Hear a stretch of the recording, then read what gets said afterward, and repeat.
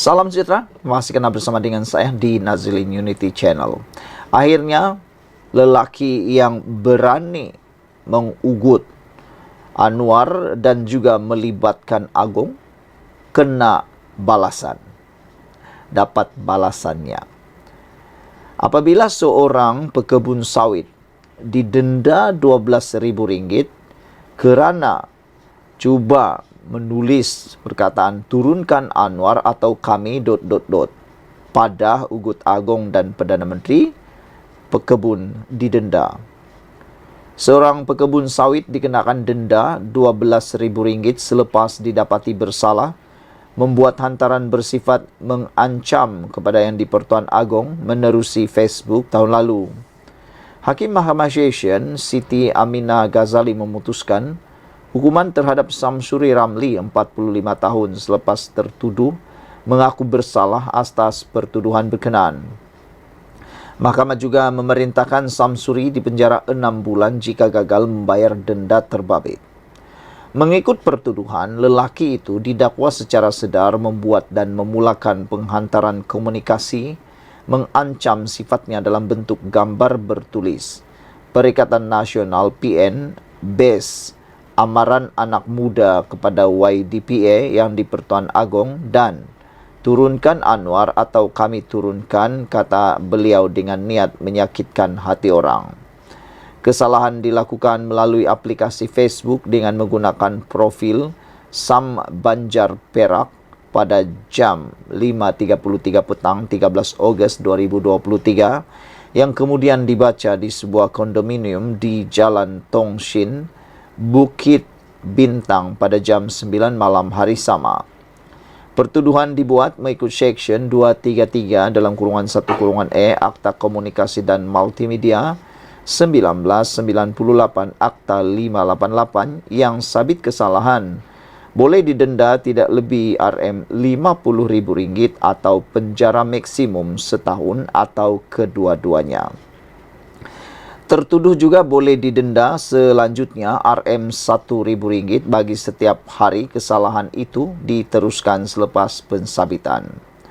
Terdahulu, Samsuri yang tidak diwakili peguam memohon hukuman ringan atas alasan ada tanggungan ibu, isteri dan 4 anak yang masih bersekolah. Saya anak peneroka yang bekerja di Felda dengan pendapatan tidak tetap, ada kerja baru, ada gaji, katanya. Timbalan Pendakwa Raya Nurlia Eliana Nur Azmal berkata, tindakan dilakukan Samsuri tidak wajar dan tidak melambangkan kesetiaan serta kehormatan kepada raja.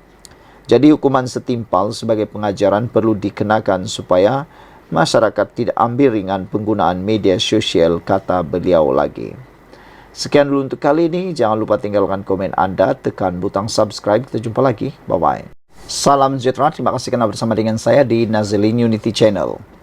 Dakwa loji air tak siap kerana COVID, setepak Akmal Nasir, Perli Sanusi. Kesian Sanusi kan? Balik-balik kena. Tular kembali klip ucapan Menteri Besar Kedah, Datuk Seri Muhammad Sanusi Maknor, yang mendakwa kelewatan kerajaan negeri menguruskan kerja-kerja menaik taraf loji rawatan air di Kedah itu adalah disebabkan COVID-19. Dalam sebuah program, Sanusi berkata peningkatan kos bahan juga sebagai punca kelewatan menaik taraf LRA Bukit Selambau, Sungai Petani, Kedah. Memang kita janji siap tahun 2024. Tapi tuan-tuan, puan-puan, masa kita ambil alih kerajaan tahun 2020, kita tak tahu nak mai pandemik. 2 tahun tak boleh buat apa, katanya dalam klip tersebut. Dalam video sama yang tular itu turut dicantumkan dengan video timbalan Menteri Peralihan Tenaga dan Daya Guna Awam, Akmal Nasrullah Muhammad Nasir yang turun ke Padang melihat proses pembinaan loji rawatan air di Johor. Namun apa yang menarik perhatian adalah kenyataan Akmal yang mempersoal mengapa LRA Layang 2 di Johor boleh siap pada masa yang ditetapkan, walhal tender diberikan pada garis masa yang sama, iaitu pada tahun 2020 semasa COVID-19.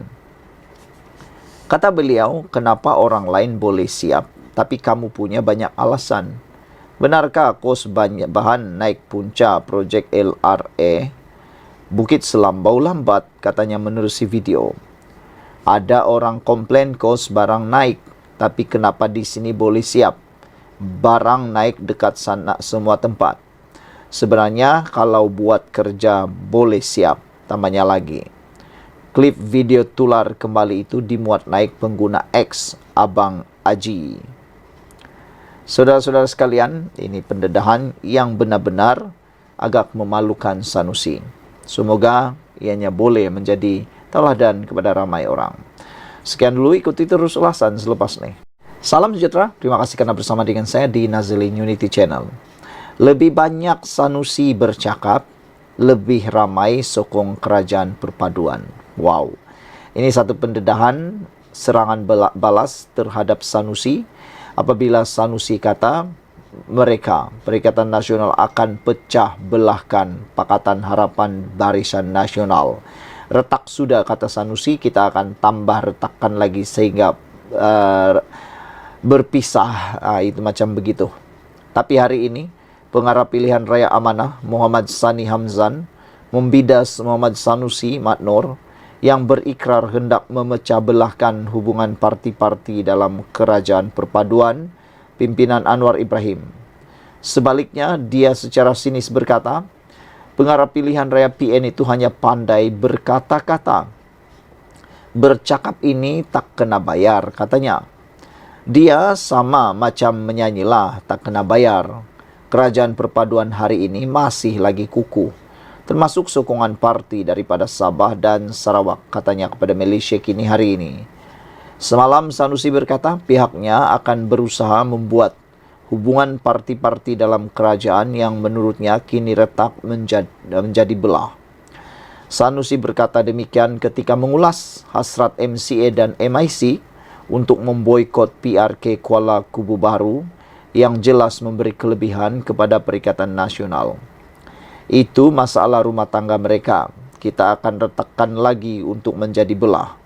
Mereka sudah retak, kita akan pecahkan lagi. Itu kerja politik, katanya ketika ditemui pemberita di Kuala Lumpur semalam. Mengulas lanjut, Muhammad Sani berkata, kenyataan Menteri Besar Kedah tidak akan menyebabkan PH semakin lemah. Kata beliau, setiap kali dia cakap buat kenyataan, ada ahli parlimen bersatu istihar sokong Perdana Menteri ke-10 dan hingga sekarang sudah ada 7 ahli parlimen sudah nyatakan sokongan kepada Perdana Menteri ke-10. Jadi kita minta dia terus bercakaplah supaya nanti lagi banyak ahli parlimen akan sokong kita. Katanya juga ahli parlimen Hulu Langat. Mengulas mengenai isu MCA dan MIC yang tidak mahu memberi sokongan kepada calon PH, Muhammad Sani meminta agar semua parti komponen akur dengan keputusan yang dibuat pimpinan parti dalam kerajaan perpaduan. Dia mengakui ketika era pentadbiran Barisan Nasional, parti-parti komponen seperti MCA dan MIC bebas membuat keputusan sendiri. Namun setiap situasi itu kini berbeza apabila bergabung dalam kerajaan perpaduan. Tak semua benda kita boleh dapat dan tak semua benda kita tak dapat. Kena ada menang-menang, win-win situation. Kalau semua nak tunjuk keras kepala, susahlah, kata beliau. Kalau satu hari nanti kerusi MCA dan MIC ada pilihan raya, kita akan bantu juga. Inilah sikap kita dalam kerajaan perpaduan, katanya lagi. Muhammad Sani turut menyeru agar semua pihak dalam kerajaan perpaduan berganding bahu bagi memenangi PRK Kuala Kubu Baru nanti. Kita tengok statistik pada PRN lepas, PH menang tak berapa tinggi. Jadi dengan kesepakatan kita ini, PH akan dinilai pengundi melalui kenyataan dan perbuatan kita. Kalau pengundi kita tengok kerjasama kita, ia akan beri keyakinan untuk mereka tambahnya. Sementara itu, Muhammad Sani turut mengingatkan pemimpin dalam kerajaan perpaduan agar menghentikan segera perbuatan menembak kaki sendiri. Ini selepas beberapa pemimpin parti dalam kerajaan perpaduan tampil mengkritik pentadbiran Anwar secara terbuka. Dia menasihatkan setiap isu yang timbul harus dibincangkan melalui meja rundingan bukan dengan membuat kenyataan media atau menyuarakan kritikan melalui media sosial. Saya nak komen juga pandangan semua pemimpin politik dalam kerajaan perpaduan ini. Jangan suka tembak kaki sendiri, katanya. Saya tak mahu bagi contoh yang mana, tapi ada kenyataan yang boleh sebabkan kerukunan yang kita bina musnah dan pudar. Bukan bermaksud tak boleh kritik, cuma harus kena pada medannya. Dulu medannya di acara demonstrasi, pentas-pentas ceramah, tapi bila sudah jadi kerajaan ada sedikit berbeza, katanya lagi. Beberapa komen daripada netizen kata, Amanah menang pun kerana pertolongan DAP, habis cakap banyak, parti Amanah tak akan kekal lama, tunggulah, kata Lime. Harimau Satu kata nampaknya ada masa Sanusi ini cakap betul. ARD 75 kata awak sebagai ahli parlimen pun janganlah terpekik terlolong dalam parlimen, dah macam sarkis kadang-kadang saya tengok, katanya. Selalu sangat sebagai seorang ahli parlimen kena bersikap dan bertindak profesional dengan kata-kata dan perbuatan, tak perlu menjerit-jerit dalam berhujah, katanya. Violet Minon kata, betul ke? Banyak Sanusi cakap masa kempen PRN Kedah hari itu. Berapa banyak Amanah menang kerusi hari itu? Sembang jelebi tapi kosong, kata Violet. Sekian dulu untuk kali ini. Jangan lupa tinggalkan komen anda, tekan butang subscribe. Bye-bye. Salam sejahtera, terima kasih karena bersama dengan saya di Nazilin Unity Channel. Hari ini Sanusi kena lagi. Ini kali dia disuruh diam. Diam sajalah Sanusi, kata Fahmi. Menteri Komunikasi Fahmi Fazil menasihatkan Muhammad Sanusi Maknur supaya menumpukan perhatian terhadap tugas dan tanggungjawabnya sebagai Menteri Besar Kedah berbanding menyibuk tentang negeri lain. Fahmi yang juga jurucakap Kerajaan Perpaduan berkata, ini kerana pengarah pilihan raya Perikatan Nasional PN itu terlalu banyak bercakap daripada membuat kerja. Saya rasa daripada dia sibuk tentang negeri lain, sibukkan diri dia untuk menyiapkan pelbagai projek yang telah beliau umumkan di negeri Kedah. Sama ada projek litar atau apa saja, dia ini sembang banyak, tapi projek yang siap tak banyak, kata Fahmi. Berbeza dengan Menteri Besar Selangor.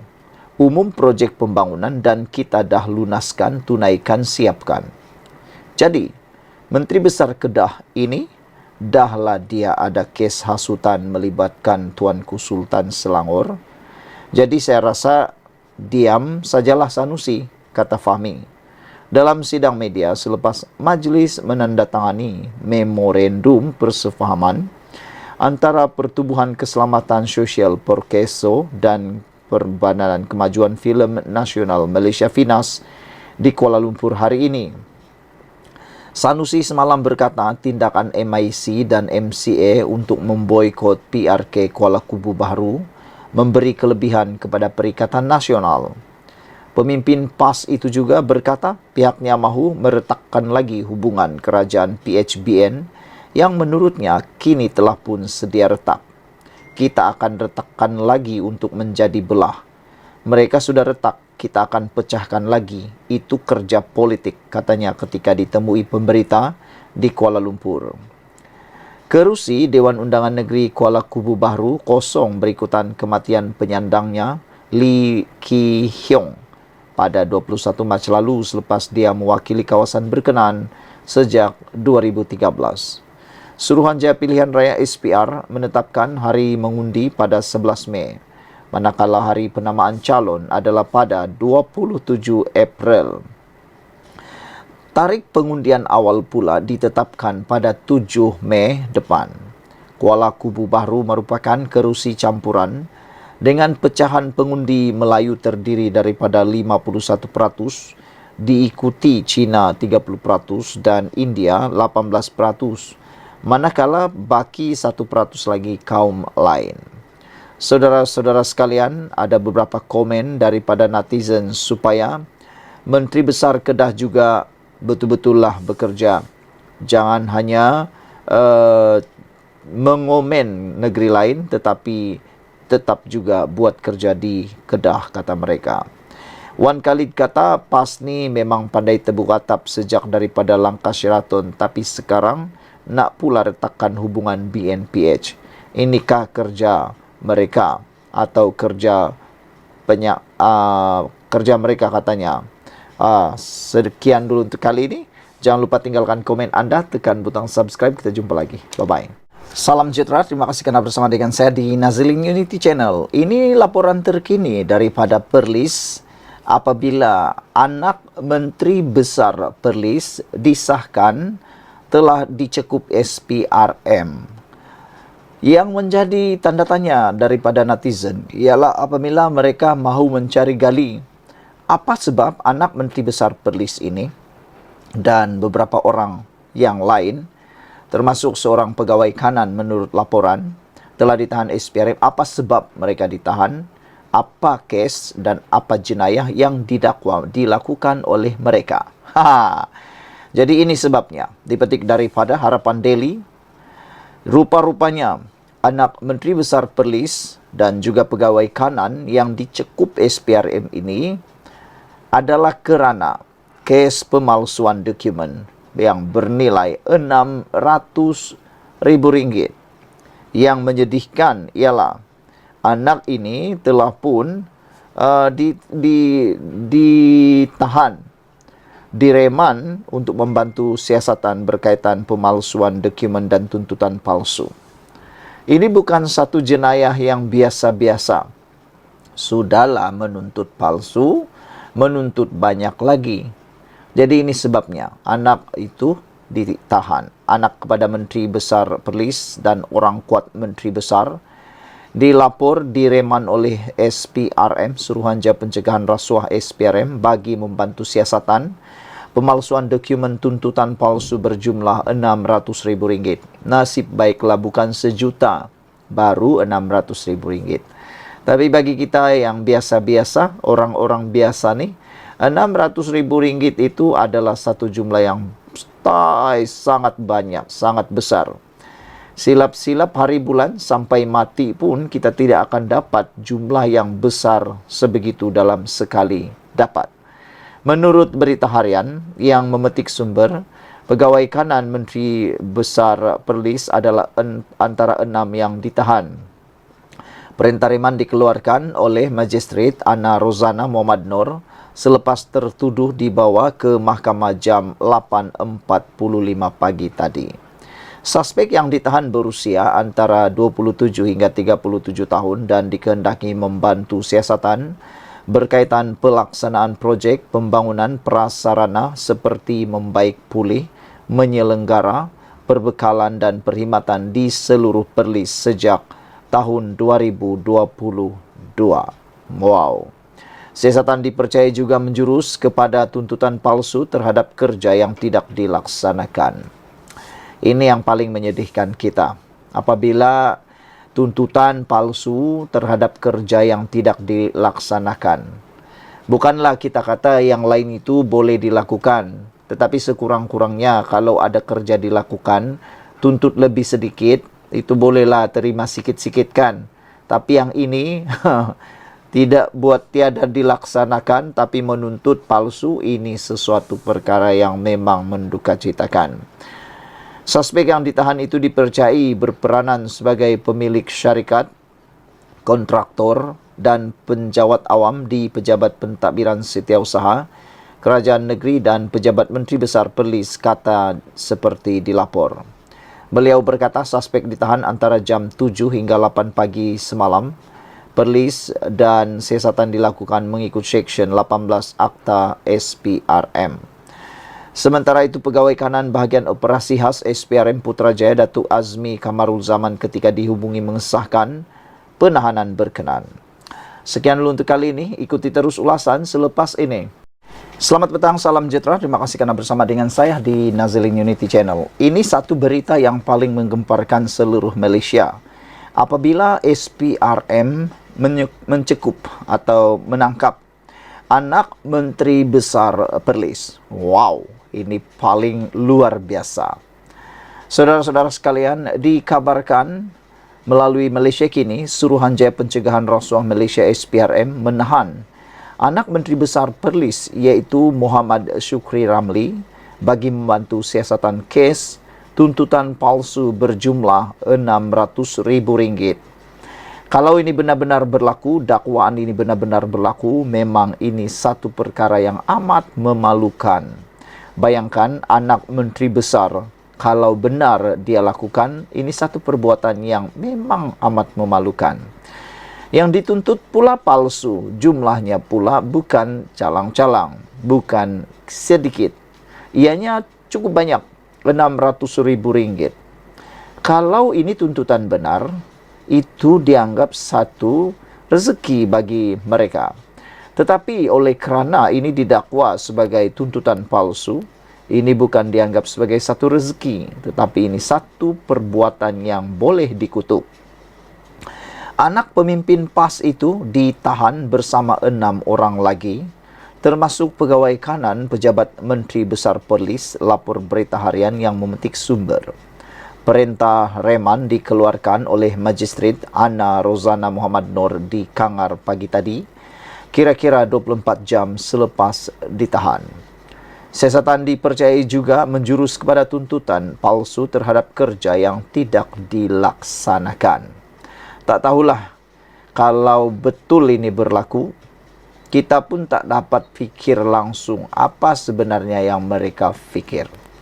Bagaimana boleh mereka menuntut satu perkara bayaran yang tidak dilakukan kerjanya? Kalau kerjanya dilakukan dan menuntut bayaran, itu lain cerita. Ini menurut siasatan ini menjurus kepada tuntutan palsu yang mana kerja tidak dilaksanakan. Menyedihkan.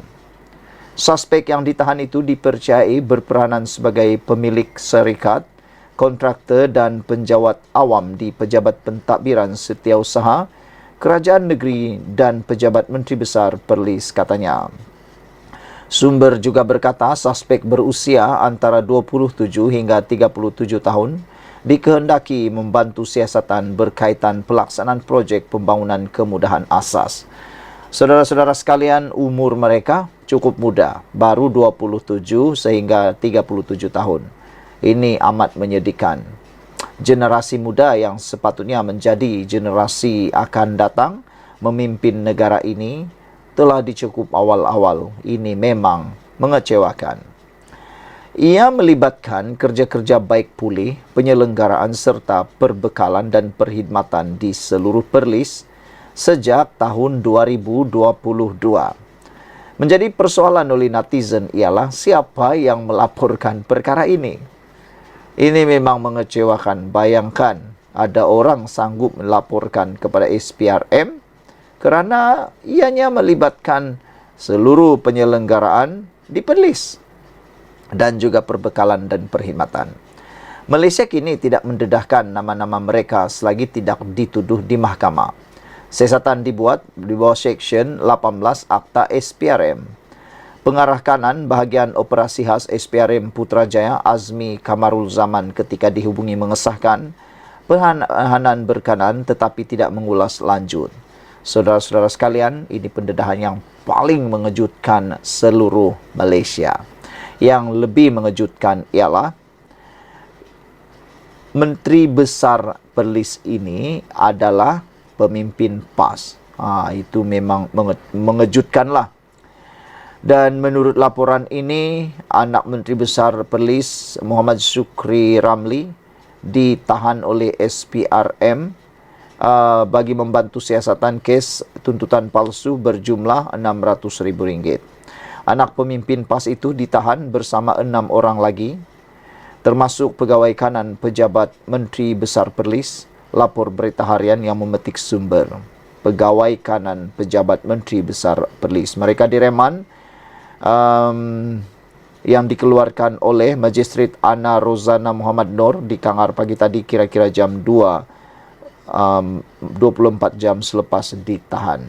Sekian dulu untuk kali ini. Jangan lupa tinggalkan komen anda, tekan butang subscribe. Kita jumpa lagi. Bye-bye.